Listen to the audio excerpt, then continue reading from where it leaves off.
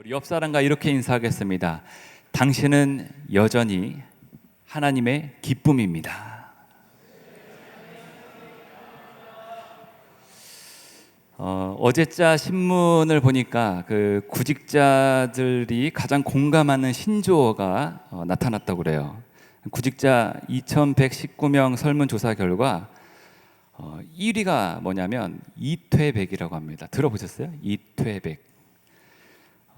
적성에 맞지 않는 등의 이유로 퇴사에 다시 백수가 된 사람, 이퇴백. 2위가 백수라고 그래요. 백수는 생계 유지와 취업 준비 병행으로 100번을 도전해도 취업에 성공 못하는 자. 상당히 우울하죠. 3위는 자소서 포비아. 이 자소서 작성하는 것에 공포를 느끼는 증세라고 합니다. 그래서 4위를 보니까 취집. 뭐냐면 취업 대신 장가 가거나 시집 간다. 취집 이런 말들이 생겼대요. 점점 이 순위가 좀 바뀌어진 것 같아요. 5위는 청년 실신 시대. 청년 실업자와 신용 불량자의 합성어라고 합니다. 그리고 6위는 얼리 힐링. 20, 30대가 경제적 불안정에 지쳐서 현재의 행복을 지향하는 것. 그리고 이제 등등에는 31살을 넘으면 절대 취업할 수 없다는 3.1절. 이런 기가 막힌 말들이 생겨나고 있습니다. 네, 언젠가부턴가 3포 시대, 5포 시대, 무한 포기 시대, 헬조선에서부터 시작해서 그러다가 이제 인생은 한 번뿐이야. 즐기자, 살자. 욜로라는 단어가 나타나더니 이제는 그래도 조금 긍정적인 단어인 것 같아요. 그래도 워라밸, 이렇게 좀 밸런스를 일과 삶에 맞추고 또 이제 소확행, 뭔가 확실한 행복을 소소하게 찾아가는 그런 의미론자들이 되고 있는데 요즘 가까이에는 이제 왜라는 단어가 요즘 시대를 이렇게 표현할 수 있는 단어라고 그러죠.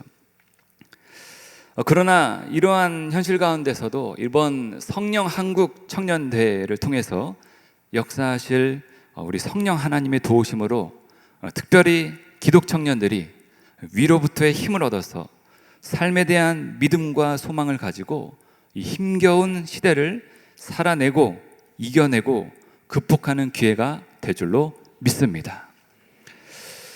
예수 믿는 청년들이 교회를 많이 떠났다고 합니다. 걱정들을 많이 하고 있습니다. 다음 세대가 다른 세대가 되고 있다고 그러죠.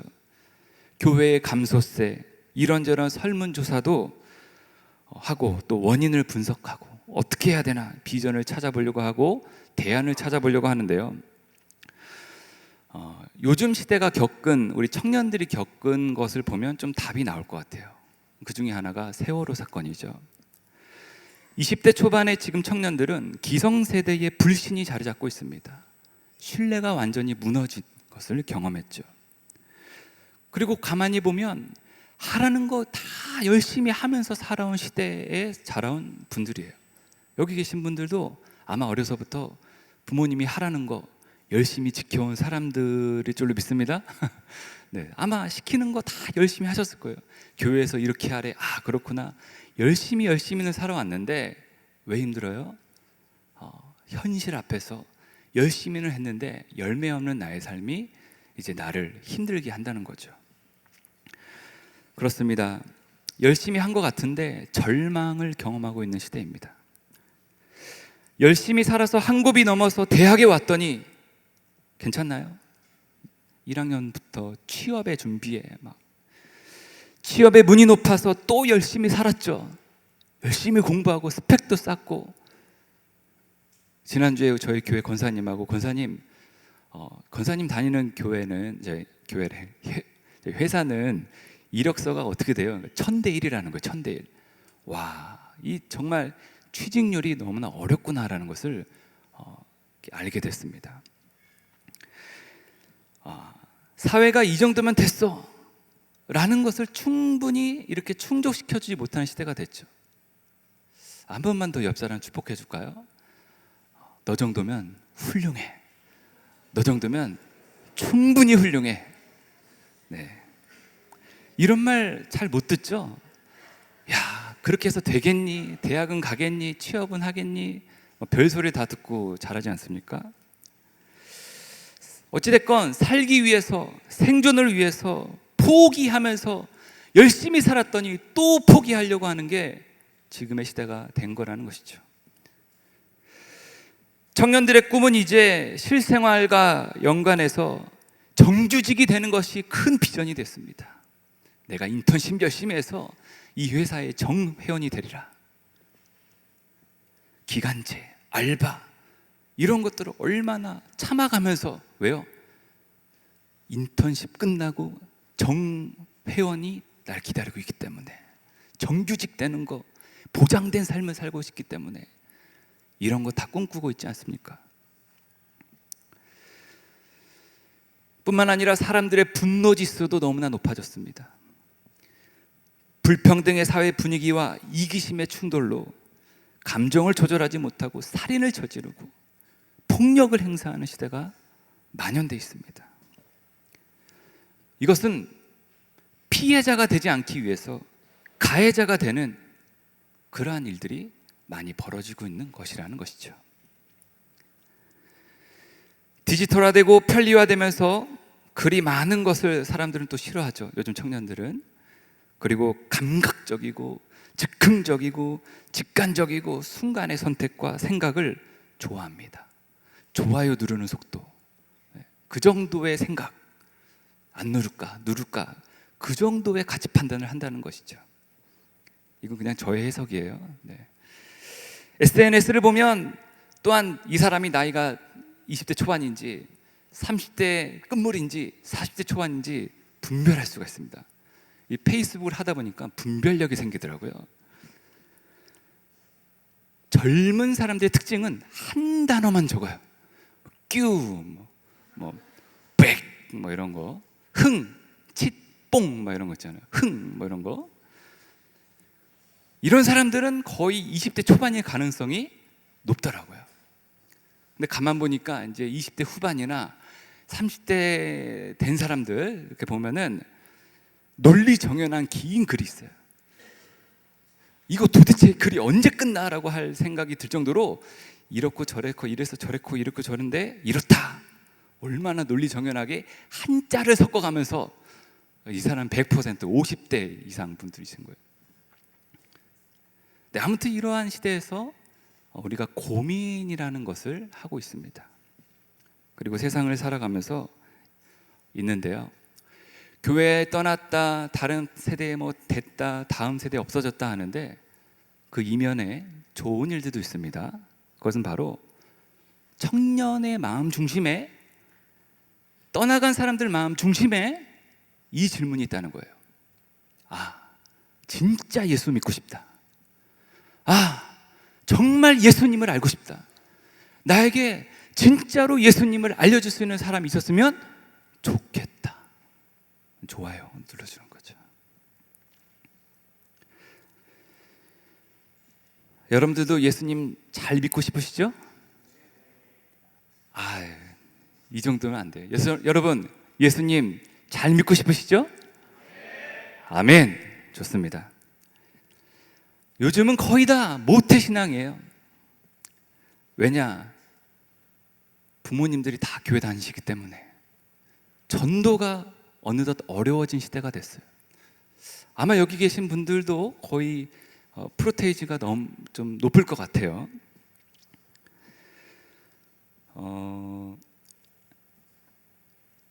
그래서 그 모태신앙들이 유아부를 겪고 유치부를 겪고 유초등부를 겪어서 중고등부를 겪어서 청년회가 됐으면은 믿음 생활에 대해서는 어느 정도 단계가 되어야 할까요? 20년 동안 교회에서 훈련을 받았는데 믿음에 있어서는 아주 프로가 되어 있어야 되는데 그렇지 못한 현실이라는 것이, 아직도 예수님을 부끄러워하고 있는 20대가 되었다는 것이, 그것이 우리 지금 현재 한국 교회가 겪고 있는 고충이라는 것입니다. 여러분 예수님 자랑스러우십니까? 그 예수님 자랑하고 있습니까? 오늘 자랑하셨습니까? 점점 아멘 소리가 줄어들고 있어요. 예수님을 자랑하는 데 있어서 부끄러워하지 마시기 바랍니다. 사실 저는 청년 사역을 잘하는 사람은 아니에요. 사실 저도 얼마나 부끄러운지 모르겠어요. 목사로서 너무 부끄러워요. 이번 기회에 하나님이 청년 사역 좀 잘 하라고 저를 이번에 조인해 주신 것 같아요. 뿐만 아니라 현상들을 보면 참 부끄럽다, 이렇게 느끼는 일들이 너무나 많다는 거죠. 교회를 왜 나오는지 가만히 얘기를 들어보면 대부분 그렇습니다. 부모님한테 혼나요. 나오기 싫은데 할머니 할아버지한테도 혼나요. 고모, 고모부, 이모, 삼촌들한테 혼나요. 신앙 공동체가 가족 공동체가 되어서 어쩔 수 없이 그냥 예배 드리는 척, 믿음 좋은 척 하고 있는 게 지금 모태신앙들이 자라서 된 청년들의 모습이 많습니다.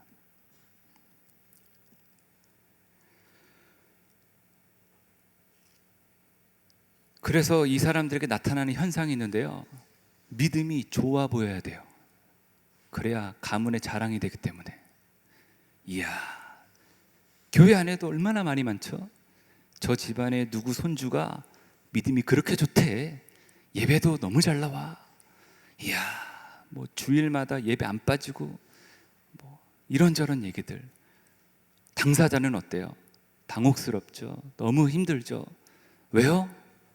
나는 신앙이 없는데 부모님들은 그냥 교회 나오는 거 가지고 신앙 좋다고 하니까.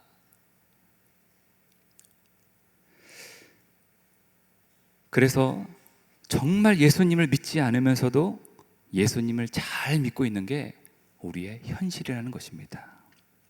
그래서 청년의 신앙이 어쩌면 썩고 있다라는 것이죠. 하지만 여러분, 희망이 있습니다.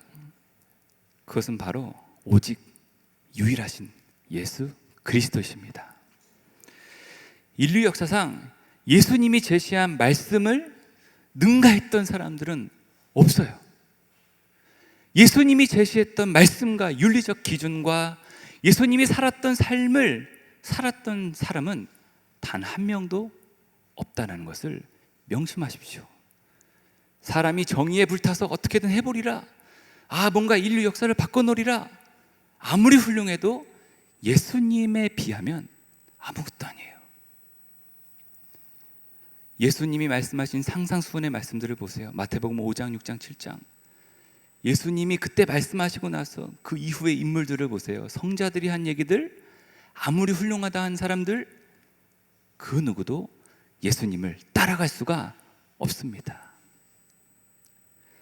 또한 그분이 전하신 삶의 기준도, 그것을 실천했던 사람도 아무도 없습니다. 성경이 증명하죠. 의인은 없나니 하나도 없다. 오직 예수 그리스도만이 유일한 의인이라시는 것입니다. 뿐만 아니라 예수님은 다시 살아나셨어요. 하나님 나라를 강론하시고 다시 오시겠다고 약속하셨습니다. 왜냐하면 예수님은 성부 하나님 아버지의 아들, 구원자 예수 그리스도이시기 때문입니다. 예수님을 믿는다는 것은, 그것은 바로 예수님을 알아간다는 것입니다. 우리가 예수님을 믿습니다 얘기하죠. 오늘 믿습니다 하는데 아무런 일이 벌어지지 않았어, 그리고 낙심합니다. 아니에요. 예수님을 믿습니다 고백하고 계속 시간을 통해서 예수님을 알아가는 것이에요. 믿음의 고백은 한 번의 사건이지만 계속 되어지는 진행형입니다. 그 과정에서 예수님을 알아가는 것이 정말 믿음 생활을 잘하고 있는 것이에요. 요한복음 17장 3절에 영생은 곧 유일하신 참 하나님과 그가 보내신 자 예수 그리스도를 아는 것이니이다 라고 말씀합니다. 히브리서 13장 8절 말씀에 예수 그리스도는 어제나 오늘이나 영원토록 동일하시니라 라고 말씀합니다. 예수님은 2000년 전이나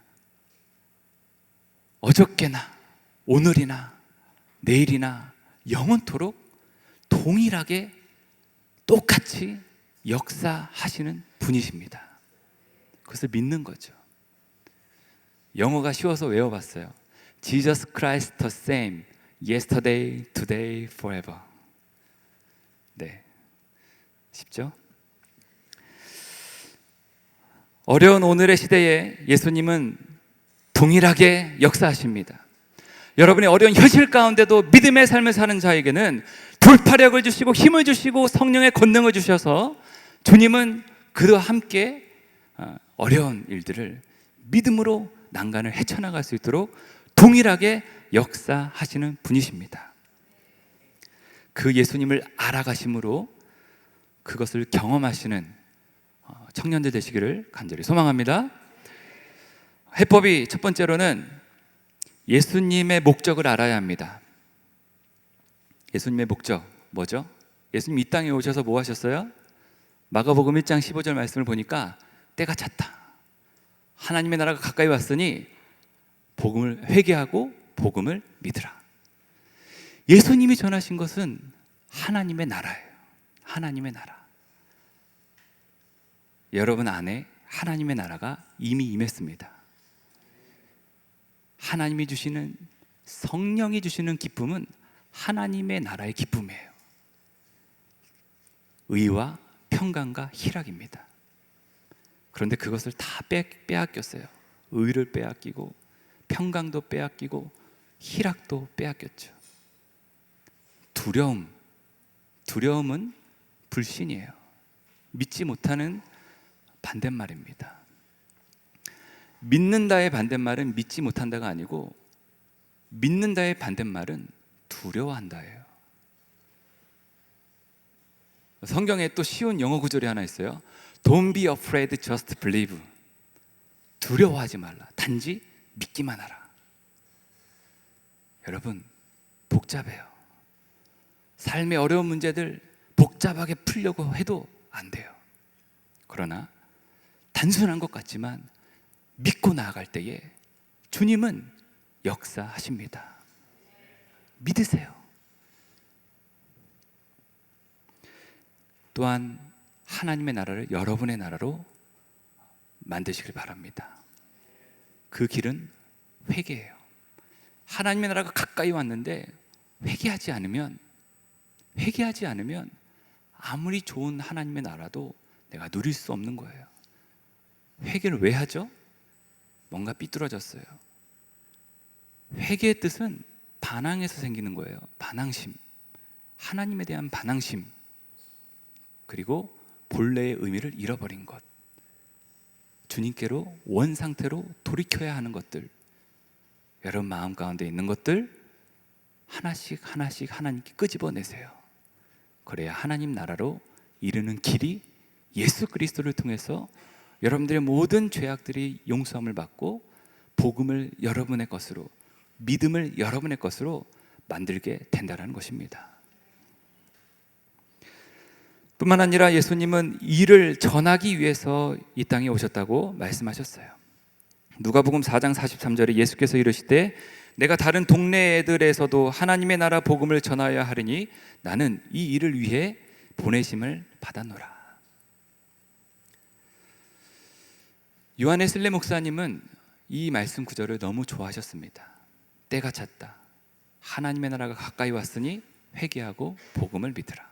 하나님의 나라는 먹고 마시는 것이 아니라 의와 평강과 희락이다.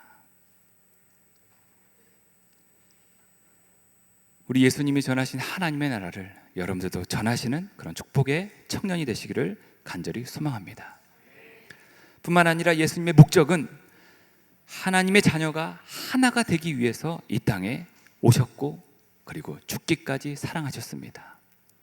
아까 찬양하는데 너무 울림이 있었어요.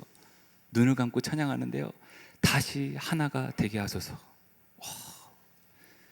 교회마다, 사회마다, 모든 모임마다 얼마나 이 분열의 영이 심한지 하나가 되지 못한 채 서로의 예수를 바라보면서 신앙생활하는 모습이 얼마나 많은지 모르겠습니다. 우리 예수님은 이 땅에 오셔서 하나가 되기 위함을 위해서 죽으셨어요. 제발 좀 하나가 되라고. 태초를 창조하셨는데 창조 이후부터 오늘날 이르기까지 얼마나 하나 되지 못하는 인간의 모습을 우리는 성경을 통해서 보게 됩니다.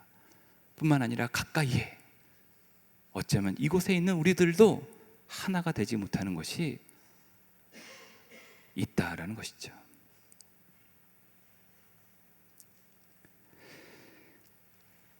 요한복음 11장 52절에 그 민족만 위할 뿐 아니라 흩어진 하나님의 자녀를 모아 하나가 되게 하기 위하여 죽으실 것을 미리 말하미러라 라고 말씀하셨습니다.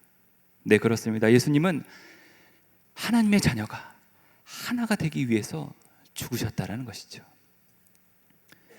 원아웃교는 여러분 하나가 되시기를 바랍니다.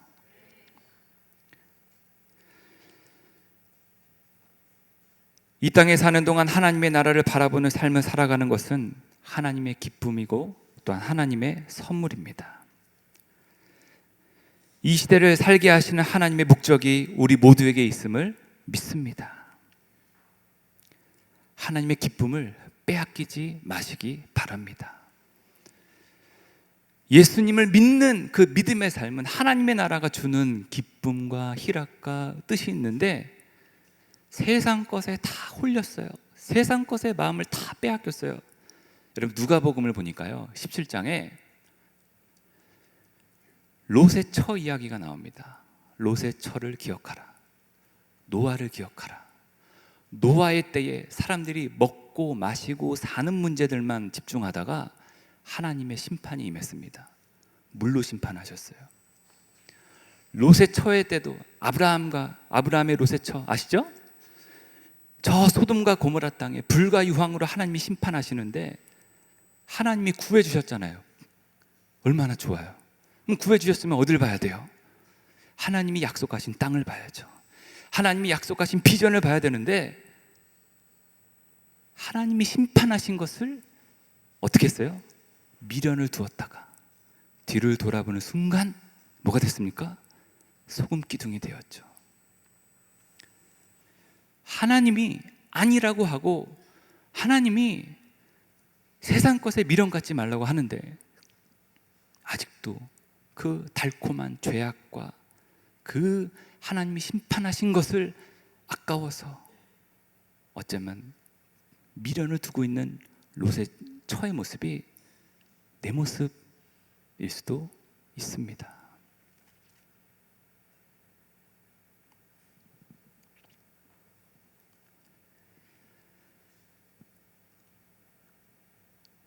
두 번째로 예수님의 기도를 알아야 합니다.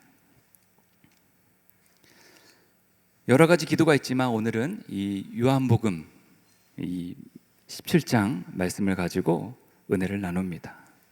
요한복음 17장은 예수님의 중보기도로 아주 유명한 장입니다. 특별히 교회의 일치와 연합을 위한 모임마다 강조되고 있습니다. 에큐메니칼 운동을 하는 교회 일치주의자들도 아주 좋아하는 말씀입니다. 먼저는 아버지 하나님과 하나가 되고 제자들끼리도 하나가 되며 저 세상에 나가서 하나됨을 이루어 가도록 기도하셨습니다. 저는 이걸 보면서 야, 성령 한국이 이랬으면 좋겠다. 준비하는 자들이 먼저 하나가 되고 아멘. 그리고 그 준비되어서 예배 드려진 그 참여된 자들이 모두가 하나가 되고 모든 그 10,000명에서 20,000명 모일 거 아니에요. 그 청년들이 이제 저 세상에 나가서 하나됨을 이루는 놀라운 하나님의 역사 생각만 해도 흥분이 됩니다. 여러분 좀 전에도 말씀드렸지만 너무 세상 것에 미련 두지 마세요. 뭐 좀 안 됐다고 너무 실망하지 마세요. 뭐 좀 헤어졌다고 너무 슬퍼하지 마세요. 뭐 좀 안 됐다고 인생 다 산 것처럼 그렇게 목숨을 버리지 마세요. 마포대교회 가면 뭐 있죠? 생명의 전화가 있습니다. 청년들이 그렇게 거기서 목숨을 끊어요. 자살률이 얼마나 높은지 여러분 아시죠?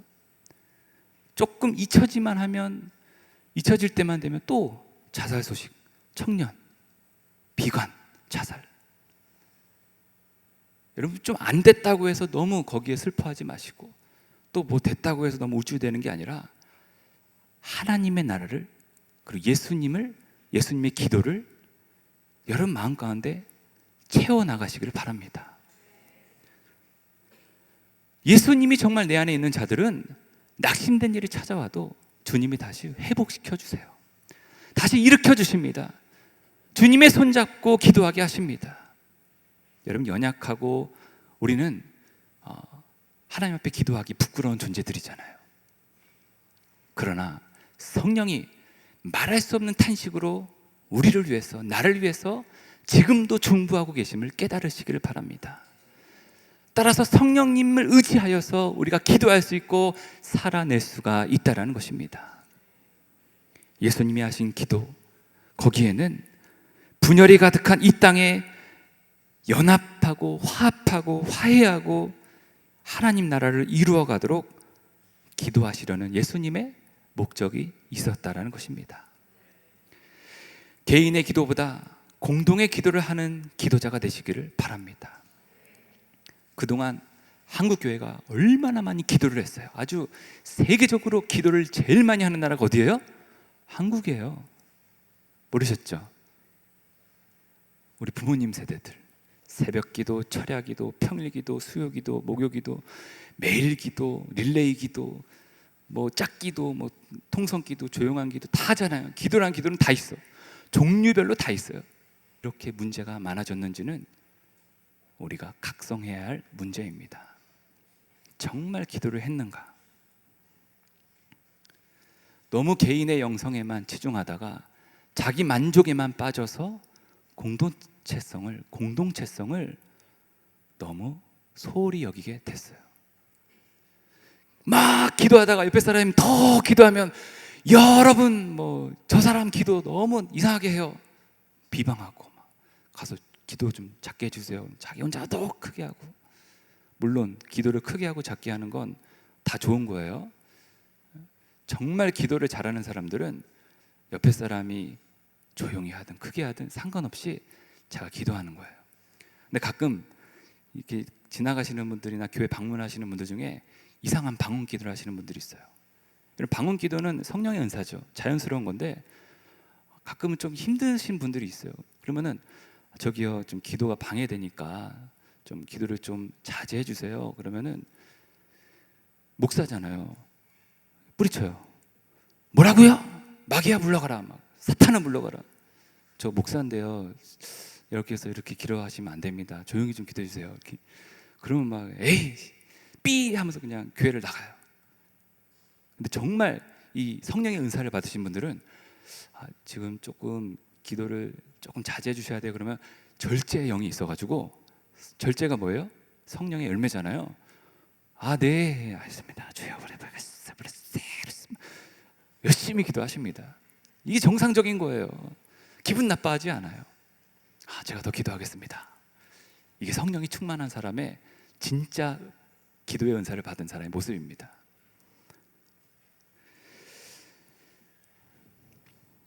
네. 개인의 만족을 뛰어넘어서 모두를 향한 하나님의 빅피처를 봐야 됩니다. 이번 성령 한국 대회가 나 혼자 그냥 느끼려고 하는 만족을 얻으려는 것이 아니라 이 한국의 청년의 세대에 성령의 기름 부으심으로 말미암아 하나님의 나라가 회복되고 기도가 회복되고 기쁨이 회복되는 놀라운 청년 대회가 되시기를 위해서 기도하시기를 바랍니다. 예수님을 이 땅에 보내신 이유, 그것은 바로 예수님께서 기도하신 이유는 하나가 되시기 위해서, 예수님이 아버지 하나님과 하나가 되고 또한 그 하나됨을 믿는 자들이 이루게 됨을 위해서 기도하시고 죽으셨죠. 고린도후서 5장 18절에 유명한 말씀이 있습니다. 모든 것이 하나님께로 났으니 그가 그리스도로 말미암아 뭐죠? 우리를 자기와 화목하게 하시고 또 화목하게 하는 직분을 주셨으니. 여러분, 기도하는 사람은요, 화목의 은사가 있으신 분들이에요. 하나님과 화목하고 중보기도를 통해 성도들을 화목하게 만들고, 그리고 내 삶의 일터에 주님의 화해를 전하는 그러한 능력이 기도를 통해서 얻게 된다는 것이죠. 원화학교는 여러분을 통해서 여러분의 교회와 가정과 여러분의 삶의 모든 화해가 필요한 모든 곳에 여러분을 통해서 그러한 놀라운 예수 그리스도의 십자가의 역사하심이 일어날 줄로 믿습니다. 네, 응원하겠습니다. 세 번째는요, 예수님이 열매 맺게 하신다라는 것입니다. 요한복음 15장 1절에 예수님께서는 나는 포도나무요 너희는 가지라 라고 말씀합니다. 예수님과 연합할 때 열매를 맺을 수가 있습니다. 신학교 졸업식에서 한 학생이 성경을 들고 나와서 졸업식 대표 인사를 하면서 이렇게 말했다고 합니다. 교수님, 아무 걱정 마십시오. 우리는 이제 말씀을 붙들고 살 것입니다. 그런데 그날 설교자로 강단에 선 교수님은 이런 메시지를 전했다고 그래요. 제군이 말씀을 붙들고 살겠다는 것은 좋은 결심입니다. 그러나 진정한 승리를 경험하기 위해서는 제군이 말씀을 붙드는 것이 아니라 말씀이 제군을 붙들어주는 경험이 필요합니다. 그때 제군은 진정 하나님의 사람으로 살아갈 것입니다. 너무나 감동이 되는 이야기입니다. 우리는 예수님과 연합해서 어떻게든 말씀대로 살아보려고 노력하잖아요. 그렇죠? 예수님, 내가 말씀을 지키겠습니다. 예수님, 내가 나가서 말씀을 전하겠습니다. 내가 오늘 은혜 받았으니까 가서 말씀대로 살아보겠습니다 라고 얘기하지만, 사실 더 중요한 것은 여러분의 삶의 현장에서 내가 말씀을 붙드는 것이 아니라 말씀이 나를 붙드는 역사가, 말씀이 나를 붙드는 경험이 필요하다는 것이죠. 그것을 경험하시기를 바랍니다. 그러하기에 말씀에는 생명력이 있습니다. 그 생명력이 있는 말씀이 나를 붙들어 일으키고 세워주는 줄로 믿습니다. 요한복음 15장 5절에 나는 포도나무요 너희는 가지라. 그가 내 안에 내가 그 안에 거하면 사람이 열매를 많이 맺나니 나를 떠나서는 너희가 아무것도 할 수 없음이라 라고 말씀합니다. 새 번역을 보니까 이래요. 나는 포도나무요 너희는 가지이다. 사람이 내 안에 머물러 있고 내가 그 안에 머물러 있으면 그는 많은 열매를 맺는다. 너희는 나를 떠나서는 아무것도 할 수 없다. 여러분, 예수님 믿다가 시험에 들어서 에이 안 믿을래 하지 마세요. 당장은 힘들더라도 예수님 안에 거하시길 바랍니다. 머무르세요. 말씀이 나를 머무르게 합니다. 그 말씀에 붙들리세요. 힘들고 어렵고 실패해도 실수해도 말씀이 여러분들을 붙들고 살게 하실 것입니다. 포도나무의 비유를 구약에서는 이스라엘 백성들을 하나님께서 포도원에 심었고 가꾸신 포도나무와 같았습니다. 이사야서 5장 1절에서 7절에도 그런 말씀이 있는데 4절에 내가 내 포도원을 위하여 행한 것 외에 무엇을 더할 것이 있으랴. 내가 좋은 포도 맺기를 기다렸거늘 들포도를 맺음은 어찌된 일인고. 들포도를 맺었다는 거. 들포도의 상징은 맛이 없음입니다. 먹지 못할 정도로 맛이 없음. 또한 예레미야 2장 21절에 내가 너를 순전한 참 종자 곧 귀한 포도나무로 심었거늘 내게 대하여 이방 포도나무의 악한 가지가 되면 어찌 됨이냐. 악한 가지가 됐다는 거죠. 악한 가지. 좋은 포도 열매를 맺지 못하는 불량한 상태를 나타내는 말입니다. 이것은 하나님의 백성이 그 생명력을 불순종과 타락으로 인해서 잃어버렸음을 상징해 주는 말씀입니다. 그래서 먹을 수 없는 들포도를 맺게 되고 그리고 악한 가지가 되었다라는 것이죠. 요한복음 15장 1절에 내가 참 포도나무요 내 아버지는 그 농부라고 예수님께서 말씀하셨습니다. 여기서 예수님은 참 포도나무임을 말씀하시고 하나님 아버지를 농부로 비유하셨습니다.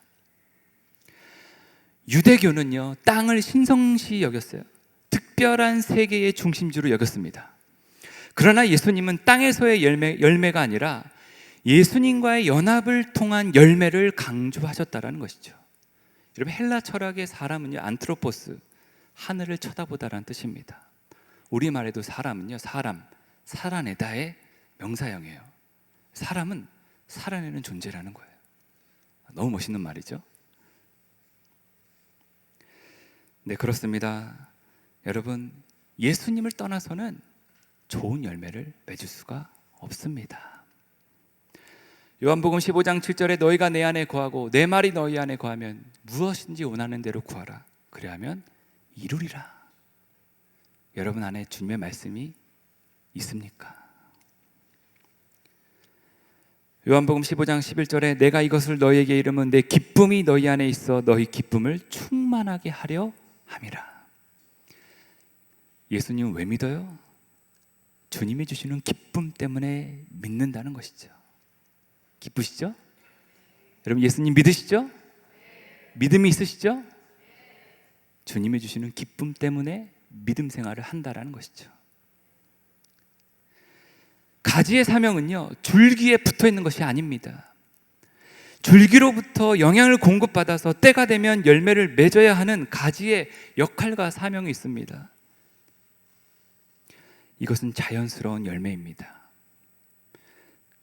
가만히 붙어서 예수님으로부터 영향을 공급받아 열매를 맺는 것입니다.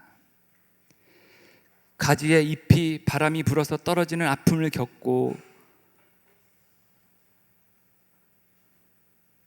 잎은 때가 되면 생명력이 다시 생겨나게 됩니다. 제가 이 설교를 준비하다가 가지의 입장을 한번 배워봤어요. 가지가 바람이 불면 얼마나 아플까? 네, 상당한 섬세함이죠. 가지에 잎이 붙어 있는데 바람이 불면 얼마나 아플까? 근데 그 잎이 떨어졌어요. 얼마나 아플까? 그런데 바람이 멈추면 가지는 가만히 있는데요, 또 때가 되면 잎이 새순이 돋는 거예요. 여러분, 청년의 삶에 바람 부는 일이 얼마나 많습니까? 흔들려도 붙어 있으세요. 떨어지지 마세요. 그러면 생명력을 여러분들은 공급받게 되는 줄로 믿습니다. 떨어진 자리에 새순이 다시 돋아나는 거예요. 여러분의 상처에 아물게 되고 새로운 살이 나타나게 된다는 것입니다. 믿음을 잃어버렸어요? 그러면 이제는 주님이 더 큰 믿음을 주실 것입니다.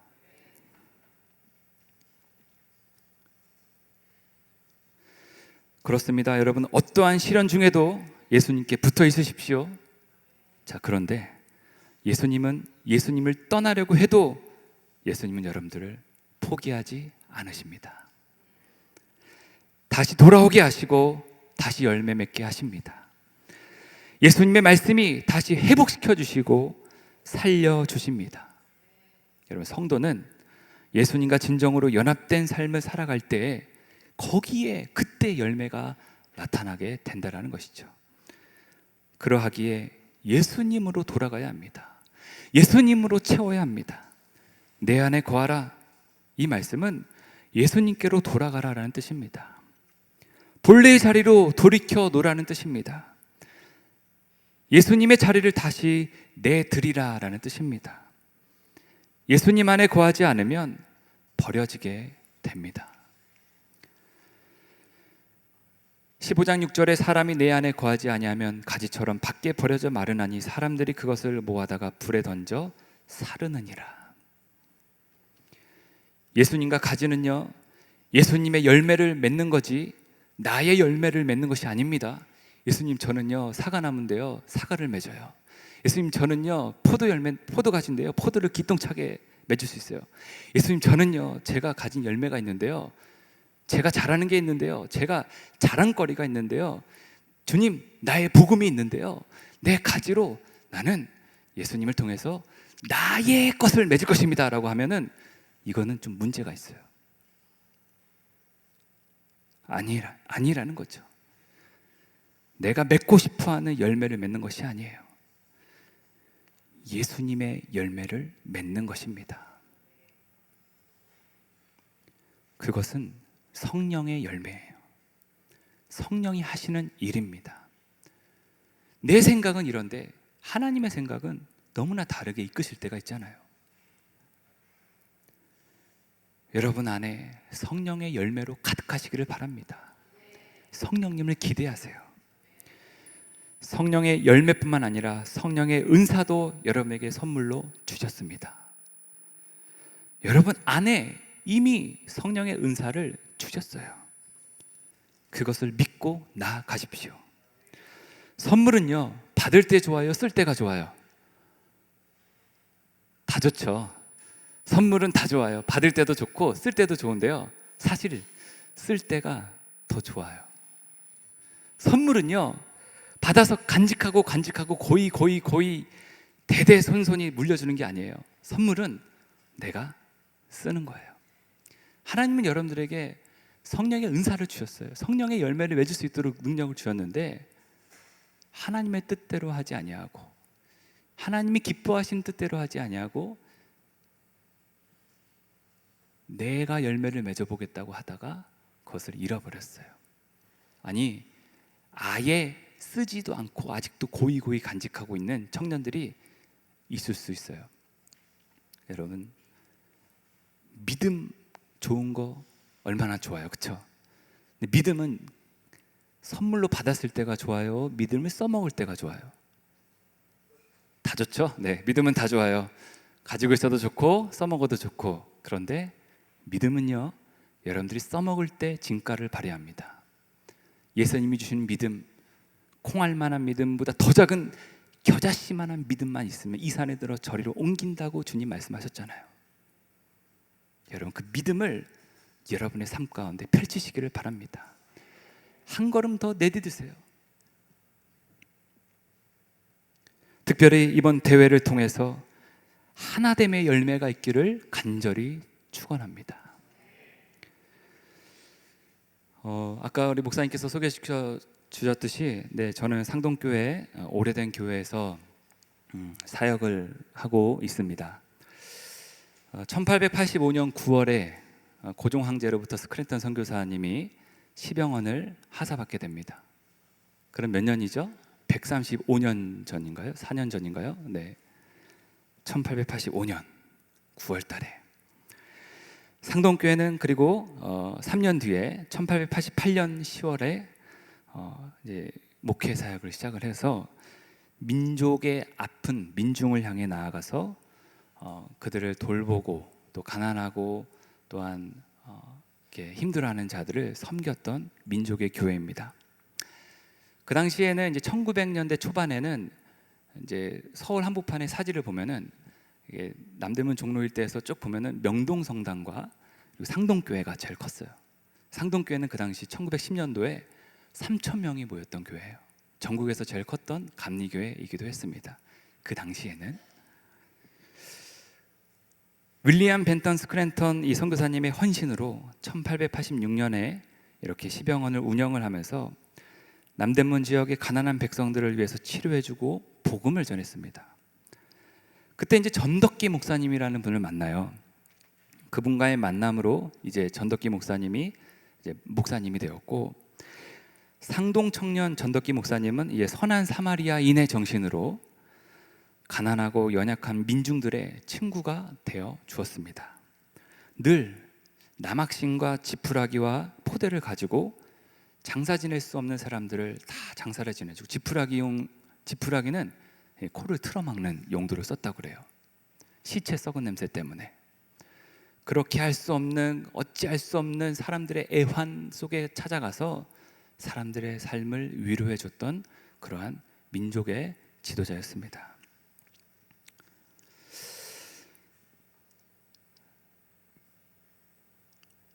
그분이 이제 그분을 중심으로 이제 우국지사분들이 또 이렇게 만남이 이루어졌고 1904년 우리 하디 선교사님의 회개 운동으로 인해서 이제 시작된 평양 대부흥 사건 1907년도 그것을 위해 기도하는 이번 성령 대회 청년 대회잖아요, 그렇죠? 성령 한국 청년 대회. 그때와 맞물려서 1902년도에 전덕기 전도사님이 이제 목회를 시작하면서 1904년도에 연회에 제출한 이 상동교회 보고 내용을 제가 찾아봤어요. 기도회에 대한 관심이 고조되었다. 그 당시에 어쩌면 이 준비 기도회도 비슷한 맥락일 것 같아요. 기도회 모임이 고조가 되고 있었습니다. 그리고 청년 속회가 조직이 되어서 활동했음이 그 당시에 연회에 보고가 되었습니다. 이것은 1904년 원산에서 1903년도 8월 원산에서 일어난 원산 부흥 원동의 열기가 서울까지 전파가 되어서 정동교회와 그리고 상동교회 교인들, 배제학당 그리고 이화학당 학생들 사이에 이제 불기 시작한 기도회의 바람이 그리고 집회의 열기가 언급되었다라는 것이죠. 그 시기에 1907년도에는 또 상동교회는 무슨 일이 있었느냐면요, 아마 여러분 국사 시간 아까 말씀하셨는데요, 헤이그 밀사 아시죠? 이준 열사, 저희 교회 청년 회장이었어요. 감리교회 선배님이시기도 하죠. 고종 황제로부터 이렇게 특명을 받고 네덜란드에 가서 만구평화회의에 이 나라의 이 상황을 알리려고 갔습니다. 그리고 33명 그 민족의 지도자 중에 4명, 오하영, 신석구, 이필주, 최성모 목사님이 상동교회 출신이에요. 그리고 공옥학교에서 주시경 권사님 중심이 돼서 상동 청년학원, 여러분 말모이 영화 보셨나요? 말모이? 그거 이제 스토리가 되는 거예요. 학위 국어 강습소가 영화 말모이의 배경이 된 한글 학회의 모체가 된 교회입니다.